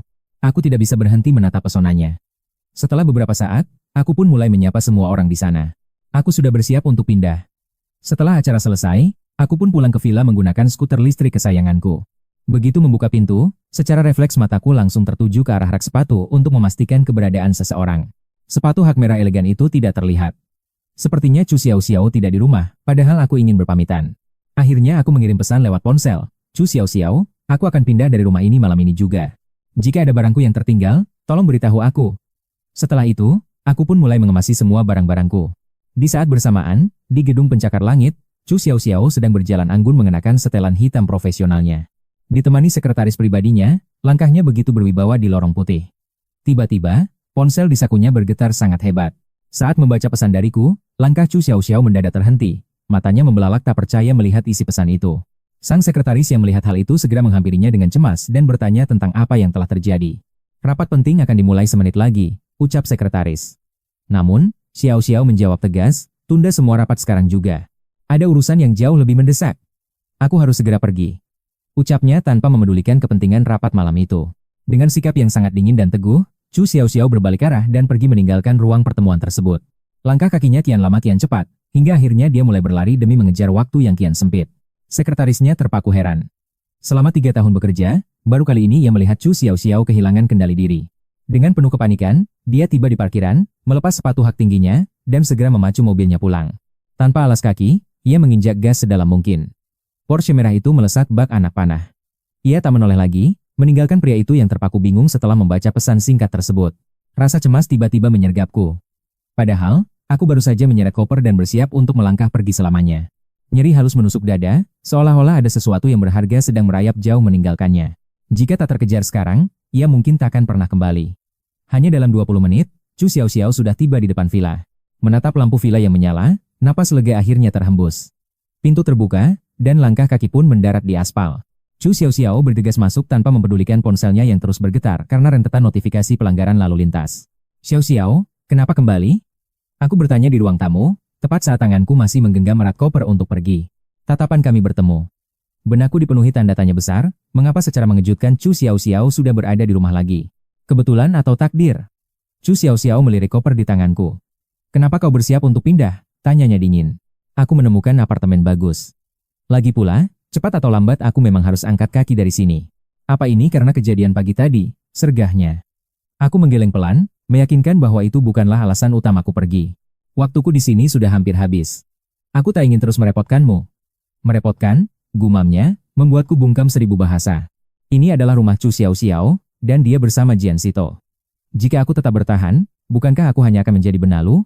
Pagi tadi hanya kesalahpahaman. Aku dan Jian Sito cuma teman biasa, tak ada hal terlarang yang terjadi di antara kami.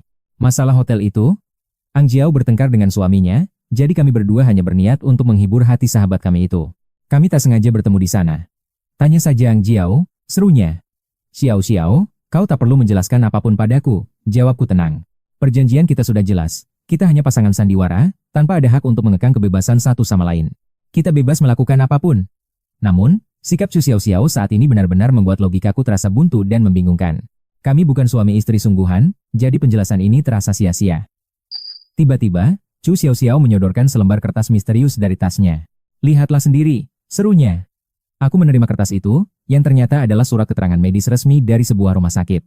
Isinya membuatku terperangah sekaligus bingung. Menatap Chu Xiaoxiao, aku bertanya, kenapa kau menunjukkan bukti kesucian ini kepadaku? Rasa lega menyusup. Dia pasti takut aku salah paham dan menuntut perceraian, karena itulah dia melakukan hal sejauh ini. Dia benar-benar kakak yang luar biasa. Sayang sekali, statusku sebagai adik iparnya hanyalah sebuah kepalsuan belaka. Ternyata dugaan-dugaanku meleset. Jauh di lubuk hatinya, Chu Xiaoxiao memang telah menyimpan perasaan mendalam pada Jian Sito sejak lama. Bertahun-tahun berlalu, ia tetap menjaga kehormatannya dengan teguh. Chu Xiaoxiao benar-benar gadis yang tulus dan luar biasa. Sekarang kau percaya? Tanyanya. Sejujurnya aku tak pernah meragukannya, karena bagiku, menguras energi untuk curiga hanyalah hal yang sia-sia. Tanpa alasan untuk membantah, aku hanya bisa mengungkit kontrak kami. Kau belum boleh pindah, perjanjian kita baru akan berakhir 2 bulan lagi. Kau harus tetap di sini. Aku khawatir akan merepotkanmu, tapi dia menegaskan bahwa keberadaanku bukanlah sebuah beban baginya. Menatap matanya yang penuh keyakinan, aku akhirnya menyerah. Baiklah, selama kau merasa ini bukan masalah, aku akan bertahan. Kesepakatan telah ditandatangani, aku tak bisa lari begitu saja. Namun, misteri tentang mengapa ia begitu bersikeras menahanku tetap menyelimuti pikiran. Mungkinkah ini semua karena Chu Yuehue? Jika bukan karena dia, aku tak bisa menemukan alasan lain di balik sikapnya ini. Aku merapikan kembali barang-barangku ke tempat semula. Melihat pemandangan itu, suasana di ruangan pun mulai mencair. Chu Xiaoxiao menghela napas lega. Ia menggelengkan kepala, namun tiba-tiba saja, sebuah sensasi aneh mulai menjalari tubuhku. Pandanganku mengabur, langkahku gontai menuju sofa. Niat hati ingin duduk sejenak, namun sebelum sempat menyentuh kursi, tubuh Chu Xiaoxiao tiba-tiba ambruk ke lantai. Aku yang baru saja hendak keluar ruangan langsung tersentak dalam kepanikan luar biasa. Aku berlari kencang menghampirinya. Ada apa? Kau baik-baik saja? Saat aku hendak menelepon ambulans, tangan mungilnya menahan gerakanku. Hanya gula darah rendah, bisiknya lirih. Bisakah kau buatkan semangkuk nasi manis?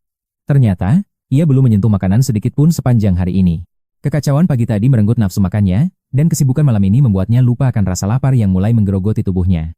Tubuhnya melemah karena kekurangan energi. Segera kukeluarkan beberapa permen susu kelinci putih favoritku untuk membantunya sedikit pulih. Selagi nasi matang di dapur, aku segera menghubungi Yue. Panggilan itu langsung tersambung hanya dalam hitungan detik saja. Apa rapatnya sudah selesai? Tanyaku.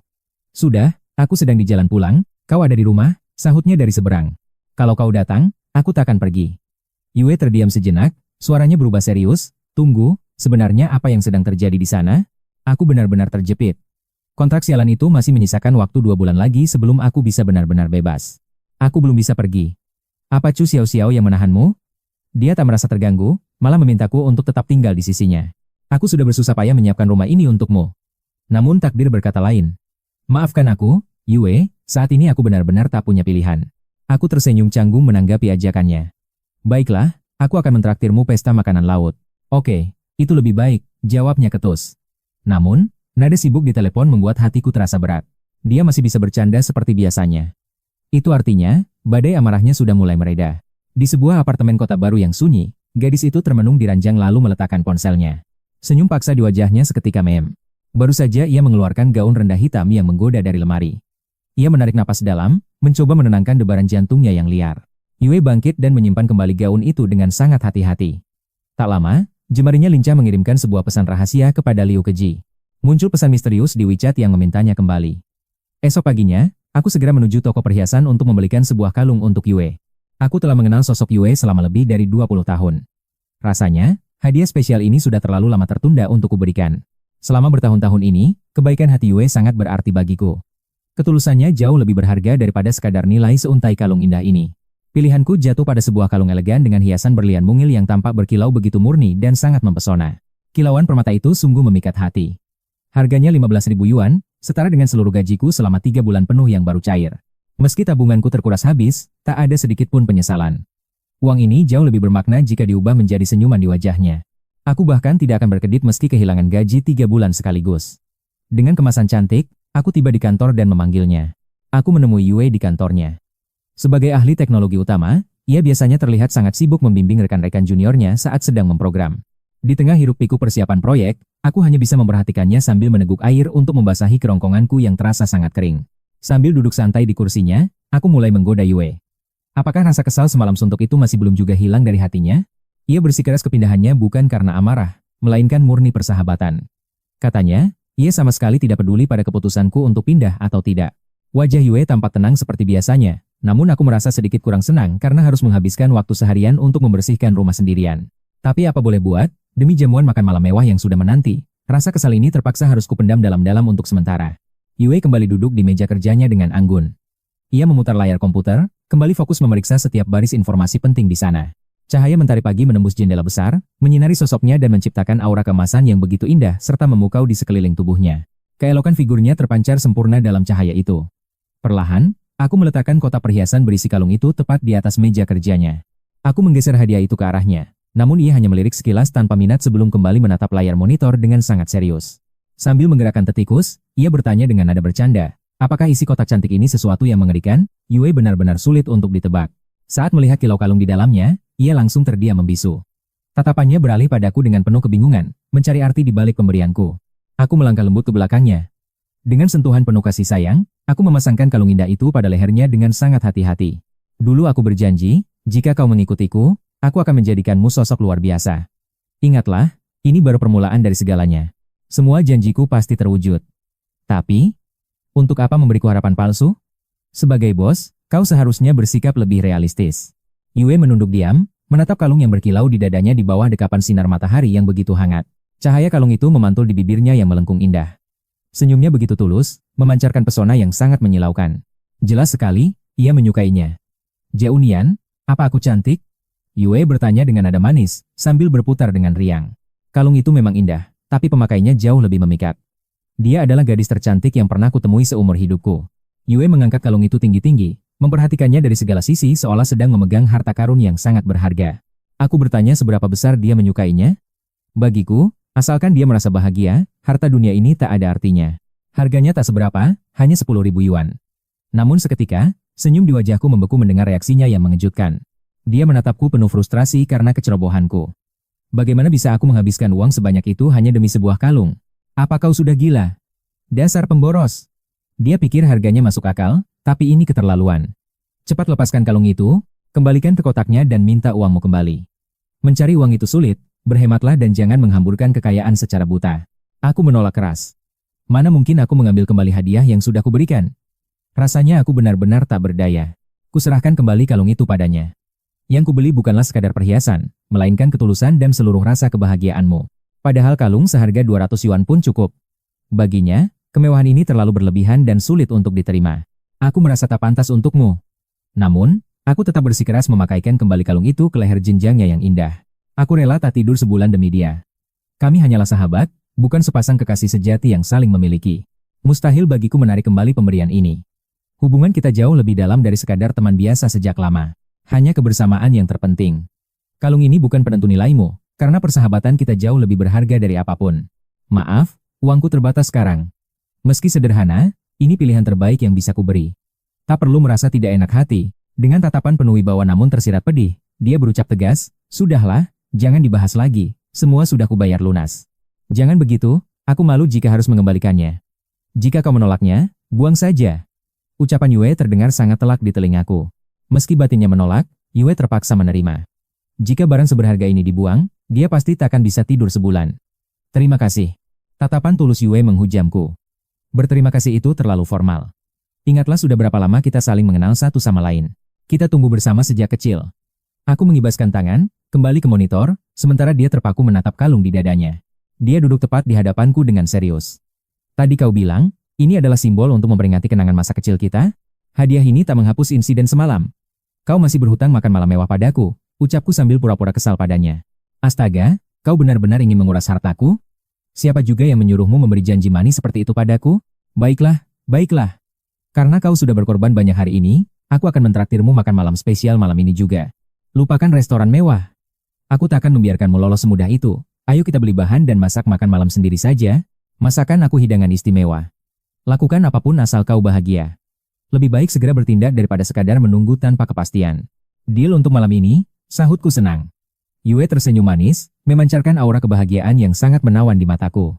Sambil bersiul riang, dia meninggalkan kantor. Sore harinya, aku pergi bersamanya. Cepat kirimkan lokasi rumahmu sekarang juga. Aku mengenakan helm dan menaiki motor listrik kecilku. Yue menatap ragu si kuda besi mungil ini selama beberapa saat. Apa motor sekecil ini sanggup membonceng orang? Tanyanya ragu. Tentu saja, lihat jok belakang ini. Cepatlah naik ke atas. Aku belum pernah naik motor listrik seperti ini. Rasanya pasti sangat unik dan berbeda dari kendaraan biasanya. Bawa aku berkeliling sebentar. Aku sudah muak berdesakan di bus. Yue bersiap duduk di jok belakang motor mungilku. Dengan sigap aku menahannya. Jangan. Kau tidak boleh duduk di sana sekarang. Huh? Memangnya ada apa? Tanyanya heran. Karena di tahun baru, aturan membonceng sangat ketat. Maksudmu apa? Tadi katanya motor ini bisa membonceng seseorang? Terjadi kesalahpahaman kecil di antara kami. Si ikan mungkin akan marah jika melihat ini. Apa kau takut aku menggodamu? Bukan begitu. Secara teori bisa, tapi secara hukum ini dilarang. Aku hanya tak ingin kita mendapat masalah nantinya. Helmku cuma satu. Berbahaya jika ada polisi lalu lintas. Motor listrik mungil ini bisa langsung disita oleh mereka. Mana ada polisi sesore ini? Yue sama sekali tak peduli. Dia tetap nekat duduk di jok belakang tanpa rasa takut. Aku merasa tidak berdaya dan memakaikan helm ke kepalanya. Mesin motor listrik pun mulai menderu pelan menyusuri jalanan. Cahaya senja yang indah menyelimuti kami berdua. Dua bayangan, tinggi dan pendek, terpantul jelas di atas aspal jalan raya. Yue merentangkan tangannya dengan bebas menyambut angin. Di usianya yang kepala dua, dia tampak sangat menikmati momen ini. Dia terlihat seperti gadis kecil yang sangat ceria. Melihatnya dari kaca spion, sebuah ide jahat muncul di benakku. Aku mengerem secara mendadak. Tubuhnya tersentak menabrak punggungku. "Heh, apa yang kau lakukan? Dasar bodoh!" Teriaknya dengan sangat kesal. Sambil mengusap hidungnya yang memerah, dia memukul bahuku pelan. Aku berusaha menahan tawa dan mencoba berwajah seserius mungkin. "Ini pelajaran untukmu. Siapa suruh naik motor tanpa berpegangan? Itu sangat berbahaya bagi keselamatanmu, tahu. Jika ada keadaan darurat atau jalanan mendadak licin, kau bisa celaka. Paling ringan kau menabrakku, tapi jika parah, Kau bisa terpental jauh. Kenapa tidak bilang saja? Kau sengaja ya, memberitahumu lewat kata-kata takkan memberi pelajaran yang berharga. Lalu aku harus pegangan di mana? Keluhnya kesal. Ada banyak tempat di motor ini, jangan manja begitu, sahutku asal. Haruskah aku bertanya dulu padamu? Tiba-tiba Yue memeluk pinggangku erat dari belakang. Jantungku serasa berhenti berdetak sesaat. Kau benar-benar tak paham sindiranku ya? Tak lama kemudian, kami sudah sampai di supermarket komplek untuk berbelanja kebutuhan. Kami membeli sekantong besar bahan makanan segar. Saat hendak naik ke atas, ponselku bergetar karena telepon dari Chu Xiaoxiao. Halo? Ada apa? Orang tuaku ingin kau makan malam di rumah malam ini. Kau harus datang sekarang juga. Aku tak punya alasan menolak. Baiklah. Yue memperhatikanku menutup telepon dengan penuh rasa penasaran yang sangat besar. Orang tuaku memintaku pulang untuk makan malam bersama mereka malam ini. Jawabku dengan jujur untuk menanggapi tatapannya. Dalam perjanjian, aku tak boleh menolak permintaan semacam ini. Pergilah kalau begitu, ujar Yue sambil mengulurkan tangannya. Dia ingin mengambil kantong belanjaanku, tapi aku segera menariknya kembali. Aku akan tetap menepati janjiku untuk makan bersamamu. Kau yakin sempat? Aku akan makan sedikit saja di sana. Jangan terlalu percaya diri, aku tak memintamu menemaniku. Yue membuka pintu sambil menaiki anak tangga. Aku melangkah masuk ke ruang tamu sambil mengamati setiap sudut ruangan. Di ruang tamu itu, aku mendadak terpaku saat melihat sosok yang sangat familiar. Ternyata dia adalah teman lama dari masa sekolahku dulu. Kami berdua sama-sama terkejut dan tak menyangka akan bertemu di sini. Liu Keji menjadi orang pertama yang menyapaku dengan penuh kecanggungan. Aku hanya bisa melempar senyum tipis sambil menoleh ke arah Yue. Bukankah sebelumnya dia bilang hanya tinggal sendirian di rumah ini? Dengan santai Yue menjelaskan bahwa Keji baru saja pindah pagi ini. Di depanku, Keji tanpa menahan tawa melihat tingkah sahabatnya yang mencurigakan itu. Ternyata teman sekamarnya yang lama sudah pindah 2 hari lalu karena takut kesepian. Alasan itulah yang membuat Keji akhirnya memutuskan ikut tinggal di sini. Kalian berdua gadis yang hebat, pasti bisa saling menjaga. Ucapku mencoba mencairkan suasana yang mulai terasa sangat canggung di antara kami. Saat aku melangkah ke dapur membawa belanjaan, Keji segera menarik Xiao menjauh. Dia mulai membisikkan pertanyaan tentang apa yang sebenarnya sedang terjadi. Dia bingung mengapa aku tiba-tiba muncul di perayaan tahun baru ini. Terutama setelah insiden mendebarkan yang terjadi di antara kami semalam suntuk. Yue beralasan ingin menjamuku sebagai bentuk balas budi, namun dia tidak ingin boros. Akhirnya kami memutuskan untuk mengurung diri dan makan di rumah. Kesibukan hari ini membuatku lupa mengabari kalian lebih awal. Ini kesempatan langka, seru Keji yang berniat membeli minuman untuk merayakan pertemuan tak terduga ini. Namun Yue segera menghalangi langkah Keji dengan wajah waspada. Dia memperingatkan agar tidak ada yang mabuk ataupun bertingkah manja di depanku malam ini. Godaan akal Keji membuat suasana semakin panas. Dia merasa curiga melihat Yue yang mendadak melarangnya membeli ikan dan minuman dengan alasan yang aneh. Seketika wajah cantik itu memerah pada bak buah matang yang siap dipetik. Keji menghela napas panjang melihat sahabatnya yang terus-menerus membuang kesempatan emas di depan mata. Jangan sampai kau menyesal karena terus berbuat salah, bisik Keji. Jika tidak segera bertindak, bisa saja daging lezat di depan mata ini direbut oleh orang lain. Kabar bahwa aku ada urusan lain dan tidak bisa ikut makan malam membuat Liu Keji meradang. Rencana romantis yang dia bayangkan langsung hancur seketika. Dengan refleks cepat, Yue menahan langkah Keji yang terbakar emosi. Dia menyadari ada sesuatu yang disembunyikan di balik tatapan lelah temannya yang kurang tidur itu. Riasan mata yang tebal tak mampu menutupi perasaan yang sebenarnya. Sebagai sahabat sejati, Keji merasa tidak bisa hanya diam berpangku tangan melihat situasi ini. Keji terus saja meracau tidak jelas hingga Yue memilih pergi. Keberanian yang tadi sempat berkobar kini perlahan mulai meredup di telang keraguan yang mendalam. Kau yang paling mengenalnya, gumamnya pelan. Meski begitu, tekadnya untuk mendapatkan minuman keras malam ini tetap tidak tergoyahkan demi menghangatkan suasana yang dingin. 1 jam kemudian, Yue dan Liu Keji terjebak dalam makan malam yang penuh keheningan. Atmosfer di ruangan itu terasa begitu berat dan sangat menekan. Suasana hati yang buruk membuat kemarahan Keji semakin memuncak. Apalagi saat menyadari Yue belum kembali dan meninggalkannya sendirian dalam situasi yang sangat menyebalkan ini. Untuk meredam amarah sahabatnya, Yue mencoba mengajak Keji menonton film bersama. Sementara itu, di sisi lain,